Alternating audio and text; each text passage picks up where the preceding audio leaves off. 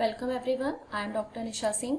आज की इस वीडियो में हम परमानेंट हार्डनेस के रिमूवल की टेक्निक लाइम सोडा मेथड के प्रोसेस को समझेंगे।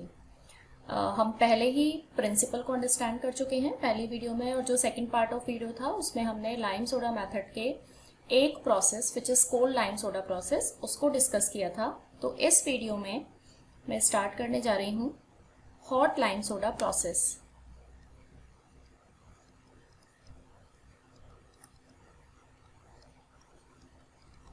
हॉट लाइम सोडा प्रोसेस, ये प्रोसेस हाई टेम्परेचर पर होता है।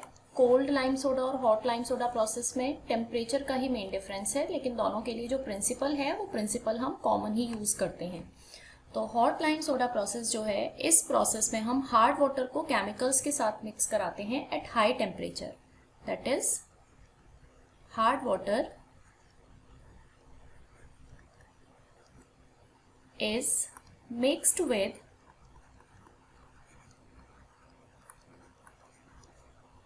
chemicals। केमिकल्स कौन कौन से लेते हैं हम? लाइम, सोडा, उनका कैलकुलेटेड अमाउंट और small amount of coagulant. Hard water is mixed with chemicals at high temperature.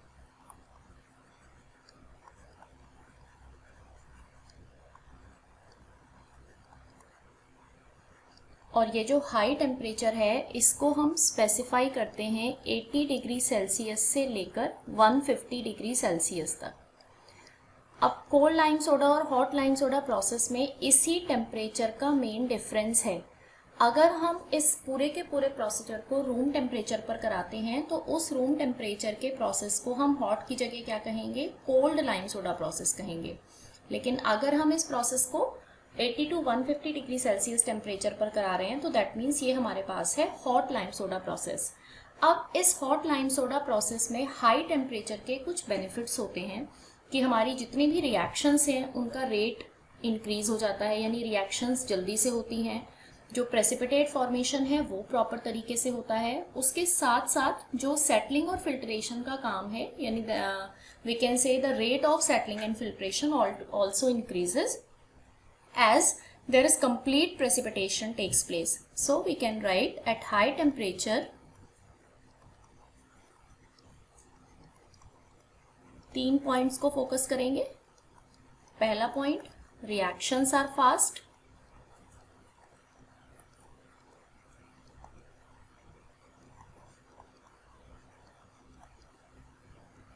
दूसरा पॉइंट, कंप्लीट प्रेसिपिटेशन।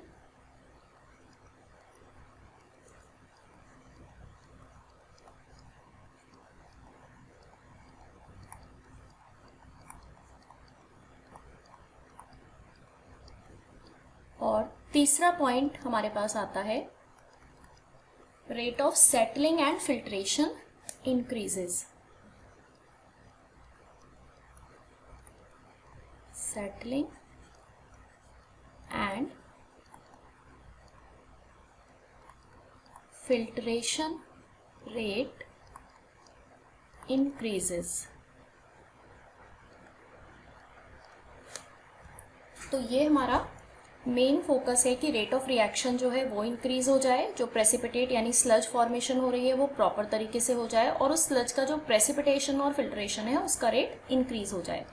अब इस पूरे प्रोसेस को कराने के लिए हम एक एपरेटस यूज़ करते हैं। जैसे हमने कोल्ड लाइम सोडा प्रोसेस में सारे केमिकल्स को हार्ड वाटर के साथ मिक्स कराने के लिए एक एपरेटस यूज़ किया था, बिल्कुल उसी तरीके से इस प्रोसेस में भी हमारे पास एक कंटेनर होता है जिसको हम दो अलग अलग पार्ट्स में डिवाइड करते हैं। सबसे पहले हमारे पास हुआ आउटर चैम्बर, जैसा कि हमारे कोल्ड लाइम सोडा प्रोसेस में भी था। ये हमारा आउटर चैम्बर। इस आउटर चैम्बर में भी जो लोअर एंड होगा वो कोनिकल शेप का होगा, जिसको हम सेडिमेंटेशन टैंक कहेंगे। और इस सेडिमेंटेशन टैंक या इस कोनिकल पार्ट से एक आउटलेट जुड़ा हुआ होगा, जिस आउटलेट की हेल्प से हम स्लज को सेटल डाउन कर सकते हैं, स्लज को सेटल डाउन करके सेपरेट कर सकते हैं। इस कंटेनर में ऊपर की तरफ एक इनलेट वाल्व होगा, जिस इनलेट वाल्व से हार्ड वाटर को एंटर कराया जाएगा। लेकिन इस कंटेनर के अंदर कुछ और पार्टीशंस प्रेजेंट होंगे। उन पार्टीशंस की फॉर्म में जो सबसे पहला पार्टीशन होगा वो इनर चैम्बर का। यहाँ पर डिफरेंस होता है कि जो इनर चैम्बर है उसको हम रिएक्शन टैंक की फॉर्म में यूज करते हैं और ये इस आउटर चैम्बर को एक कोनिकल शेप में डिवाइड करता है इस तरीके से। ये हमारा इनर चैम्बर या इसको हम कहेंगे रिएक्शन टैंक। अब इस आउटर चैम्बर के अंदर बहुत सारे इनलेट वाल्व और आउटलेट वाल्व प्रेजेंट होंगे। एक इनलेट वाल्व यहाँ पर प्रेजेंट होगा, तो पहले मैं इसकी आउटर बाउंड्री जो है उसमें से कुछ पोर्शन को इरेज कर रही हूँ जहाँ जहाँ पर हमारे इनलेट और आउटलेट वाल्व प्रेजेंट होंगे। तो अब इसमें से पहला इनलेट वाल्व इधर, जहाँ से हम एंटर कराएंगे सुपर हीटेड स्टीम को। दूसरा इनलेट वाल्व जहाँ से हमारे केमिकल्स का एडिशन होगा इस एंड से, और ये एक आउटलेट वाल्व, जो आउटलेट वाल्व इस कंटेनर के बाहर यानी आउटर और इनर चैम्बर के बाहर एक और यूनिट जिसको हम कहेंगे फिल्टर, उस फिल्टर के साथ में अटैच्ड होगा।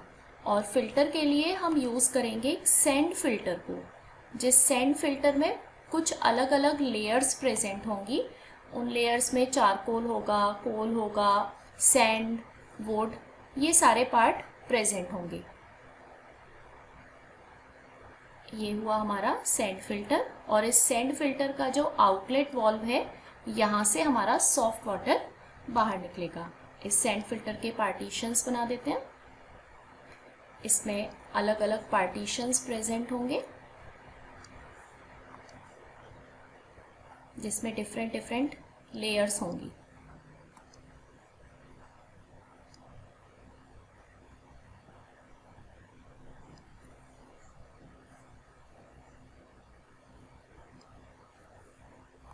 एक और ड्रॉ कर देते हैं। ये हमारे डिफरेंट पार्टीशंस हो गए। अब ये जो हमारा कंटेनर है, इस कंटेनर की लेबलिंग भी करते जाते हैं और साथ में मैं आपको समझाती जाऊंगी कि इसकी वर्किंग किस तरीके से होगी। जो पहला इनलेट वाल्व है, इस इनलेट वाल्व से एंटर करेगा हार्ड वाटर। जो हार्ड वाटर का एंट्रेंस होगा वो प्रेशर के साथ होगा, यानी एज अ फाउंटेन वो यहाँ पर एंटर कर रहा है। जैसे ही हार्ड वाटर अंदर जाएगा उसके साथ साथ हम इस फर्स्ट आउट इनलेट वाल्व से एंटर कराएंगे सुपर हीटेड स्टीम को, क्योंकि हमें क्या करना है, हमें जो रिएक्शंस प्रोसीड करानी है वो रिएक्शंस हमें प्रोसीड करानी है हाई टेम्परेचर पर। ऐसा टेम्परेचर जो 80 से 150 डिग्री सेल्सियस के बीच हो। तो अगर हमने यहाँ से स्टीम को एंटर कराया है तो ये हमारी स्टीम हो गई, जो कि इस पूरे के पूरे चैम्बर के अंदर फैलती चली जाएगी, और जैसे ही हार्ड वाटर इसके कांटेक्ट में आएगा उसके टेम्परेचर को ये इंक्रीज करेगी। हार्ड वाटर एंटर होने के बाद, क्योंकि ये हमारा कोनिकल पार्ट है जिसका आउटलेट थोड़ा छोटा है कंपैरेटिवली, तो इसमें ये पानी इकट्ठा होना शुरू होगा और उसके साथ साथ ही हम इस इनलेट वाल्व से एंटर कराएंगे केमिकल्स को, जिन केमिकल्स में हमारे पास होगा लाइम सोडा और बहुत कम अमाउंट ऑफ कोएगुलेंट। जो हमारा कोल्ड लाइम सोडा प्रोसेस होता है उसके कंपैरिजन में हॉट लाइम सोडा प्रोसेस में या तो हमें कोएगुलेंट की रिक्वायरमेंट होती ही नहीं है, और इजी सेटलिंग कराने के लिए हम बहुत कम अमाउंट ऑफ कोएगुलेंट इसमें यूज कर सकते हैं। ये केमिकल्स यहाँ इस हार्ड वाटर के कॉन्टैक्ट में आएंगे और इनकी प्रॉपर मिक्सिंग होगी जैसे जैसे ये इस कोनिकल पार्ट से बाहर की तरफ मूव करेंगे। तो वाटर यहाँ से इस आउटर चैम्बर के अंदर फिल होना शुरू होगा। जैसे ही वाटर आउटर चैम्बर के अंदर फिल होना शुरू होगा और फिल होते होते जब ये इस सैंड फिल्टर के कॉन्टैक्ट तक आ जाएगा तो वाटर का मूवमेंट इस आउटर चैम्बर से सैंड फिल्टर में होना शुरू हो जाएगा।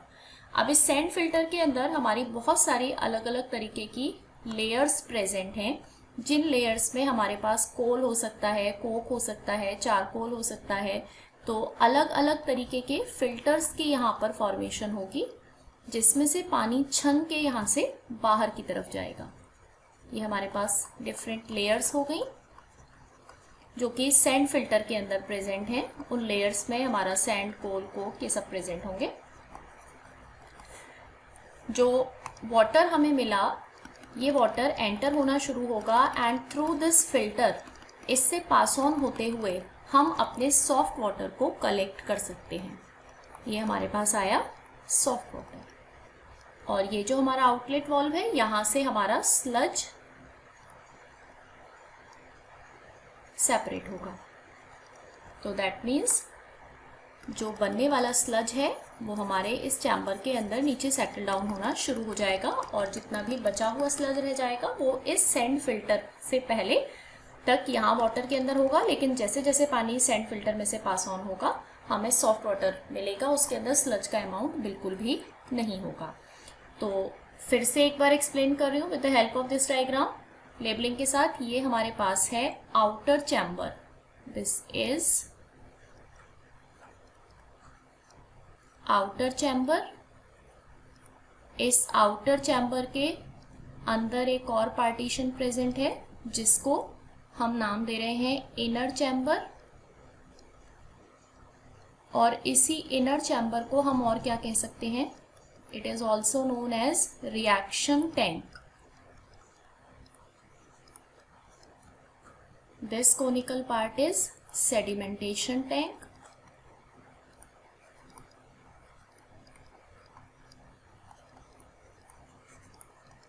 and this attached filter is called as sand filter। तो हमने हार्ड वाटर को एंटर कराया, सुपर हीटेड स्टीम को एंटर कराया, उसके बाद हमने केमिकल्स को एंटर कराया। इन सब की मिक्सिंग से रिएक्शंस प्रोसीड हुई, सॉफ्ट वाटर और स्लज की फॉर्मेशन हुई, वाटर आउटर चैम्बर में आया, स्लज सेटल डाउन होने लगा, और आउटर चैम्बर से सारा का सारा वाटर इस कनेक्टेड सैंड फिल्टर में से पास ऑन होते हुए सॉफ्ट वाटर की फॉर्म में कन्वर्ट हो गया, और यहाँ से हमें मिलता है हमारा मेन प्रोडक्ट जिसके लिए हमें पूरा प्रोसीजर करा रहे हैं, विच इज सॉफ्ट वाटर। तो आई होप आपको इतना पोर्शन ये अंडरस्टैंड हो गया है। इससे थोड़ा आगे बढ़ते हैं, यानी जितना कुछ हमने यहाँ पर कराया है उस सबको हम समराइज करते हैं। तो जो पूरा का पूरा एपरेटस है वो 3 पार्ट से मिलकर बना हुआ है। Apparatus consist 3 parts। अगर आपको प्रोसेस समझ में आया है तो आप ये पार्ट्स भी रिकॉल कर सकते हैं। पहला पार्ट हमारे पास है reaction tank,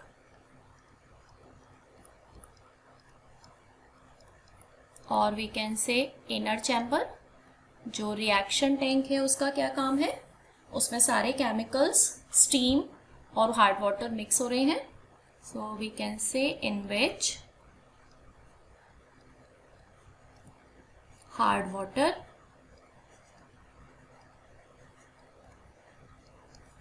chemicals and steam are mixed.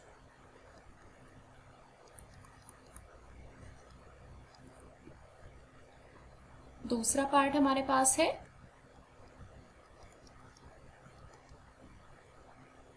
Sedimentation tank.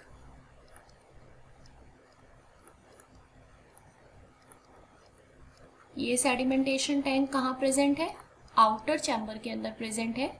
इस सेडिमेंटेशन टैंक में सारा का सारा स्लज सेटल डाउन हो रहा है। So we can write in which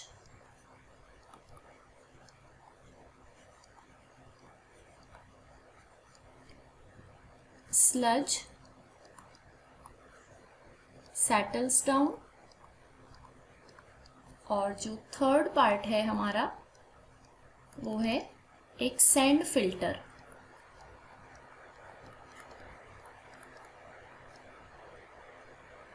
sand filter क्या काम कर रहा है, कंप्लीट रिमूवल ऑफ स्लज,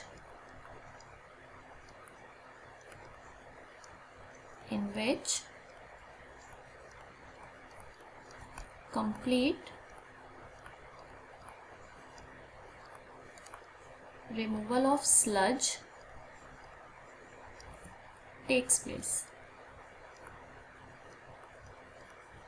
तो यहाँ तक हमारा प्रोसेस कंप्लीट होता है कि किस तरीके से हम अपने हॉट लाइम सोडा प्रोसेस को करा रहे हैं, कौन सा एपरेटस यूज़ कर रहे हैं और उस एपरेटस के कितने पार्टीशन हैं, किस तरीके से हमने हार्ड वाटर को सॉफ्ट वाटर की फॉर्म में कन्वर्ट किया। इससे पहले हमने देखा था कि जो कोल्ड लाइम सोडा प्रोसेस है उसको हम कैसे कराते हैं। तो इस पूरे के पूरे लाइम सोडा प्रोसेस की एडवांटेजेस और डिसएडवांटेजेस को डिस्कस कर लेते हैं। यानी हमारी नेक्स्ट हेडिंग आ गई यहाँ पर, advantages, common advantages of cold and hot lime soda process and same as disadvantages of cold and hot lime soda process. जो लाइम सोडा प्रोसेस है, सबसे पहले मैंने बताया था आपको कि ये प्रोसेस बहुत ही सस्ता है as compare to zeolite and ion exchange process. So पहला एडवांटेज हम लिख सकते हैं, it is very economic process. It is very economical process, क्योंकि हम जो भी केमिकल्स इस प्रोसेस में यूज कर रहे हैं उनकी cost as compare to zeolite and ion exchange process बहुत ही कम है। इस प्रोसेस में हम हार्डनेस के अलावा और भी बहुत सारे एसिड्स, गैसेस को रिमूव कर रहे हैं, जिसका रिजल्टेंट क्या होता है कि ये प्रोसेस वाटर की पीएच वैल्यू को इंक्रीज करता है। That means this process increases pH of water. PH of water increase करने का मतलब क्या है कि कोरोजन को रिड्यूस करेगा। It reduces corrosion,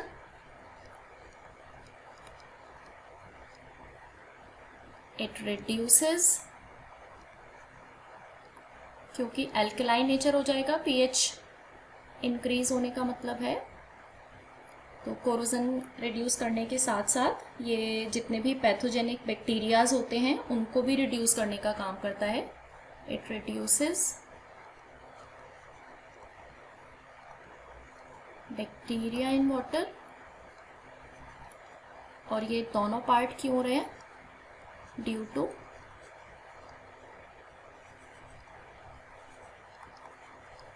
alkaline nature of water, क्योंकि हम इस प्रोसेस में पीएच को इंक्रीज कर रहे हैं, दैट इज एसिड्स को रिमूव कर रहे हैं। This process also removes salts of magnesium and iron. तो ये भी हमारे इस प्रोसेस की एडवांटेज है। इसके साथ साथ जो केमिकल्स हैं उनमें से less amount of coagulants are required.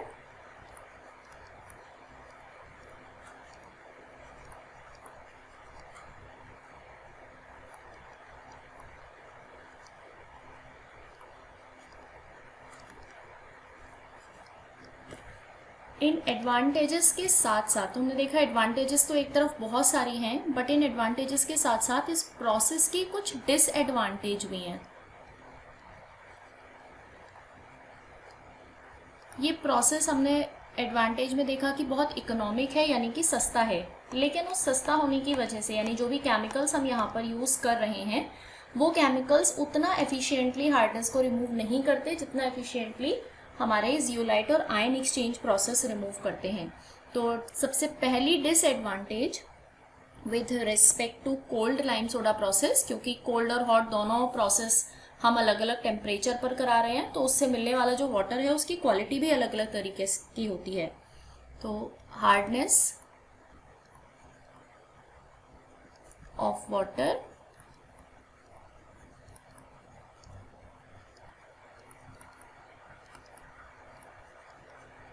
obtained by cold process is about 50 to 60 ppm। यानी हमने इतना लंबा चौड़ा प्रोसेस कराया भी, हमने वाटर की हार्डनेस को रिमूव भी करा, लेकिन तब भी 50 से 60 ppm हार्डनेस हमारे वाटर के अंदर रह जाती है। दैट मीन्स इस वाटर को हम हाई प्रेशर बॉयलर्स में यूज नहीं कर सकते। It can not be used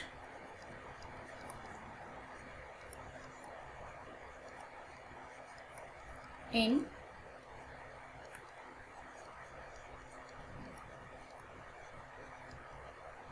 high pressure boilers, क्योंकि इनके अंदर अभी हार्डनेस प्रोड्यूसिंग सॉल्ट्स प्रेजेंट हैं। वहीं अगर हम इस पॉइंट को यानी हार्डनेस वाले पॉइंट को अगर हम हॉट लाइम सोडा प्रोसेस के रेस्पेक्ट में देखें तो उससे मिलने वाला जो वाटर होता है उसकी हार्डनेस होती है in the range of 15 to 30 ppm hardness.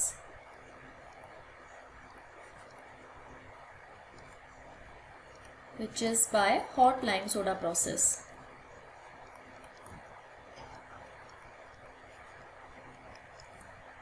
अब ये जो 15 to 30 ppm हार्डनेस है, इस वाटर को हम कुछ बॉयलर्स में यूज़ कर सकते हैं, लेकिन सारे बॉयलर्स के लिए भी ये जो हार्डनेस का अमाउंट है ये हाई है, तो इसलिए हम हाई प्रेशर बॉयलर्स में इस वाटर को भी यूटिलाइज नहीं कर सकते।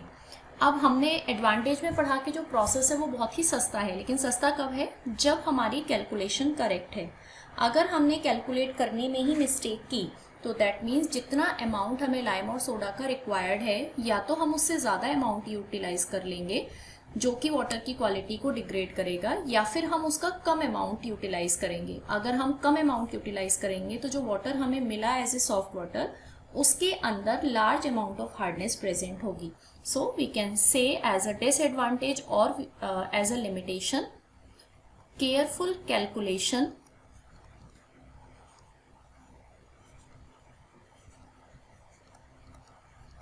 is required। बिना प्रॉपर कैलकुलेशन के हम इस प्रोसेस को अप्लाई नहीं कर सकते। तीसरा, अगर हम इसको जियोलाइट लाइम सोडा से जियोलाइट और आयन एक्सचेंज से कंपेयर करें तो उन दोनों में से किसी भी प्रोसेस में कोई स्लज फॉर्मेशन नहीं था, बट इस प्रोसेस में चाहे हम कोल्ड लें, चाहे हम हाई लें, चाहे हम कोल्ड लाइम सोडा प्रोसेस लें, चाहे हॉट लाइम सोडा प्रोसेस लें, जो स्लज फॉर्मेशन है उसका अमाउंट बहुत ही ज़्यादा है, तो स्लज का डिस्पोजल एक बहुत बड़ी प्रॉब्लम है। सो our next disadvantage is disposal of sludge is a big problem।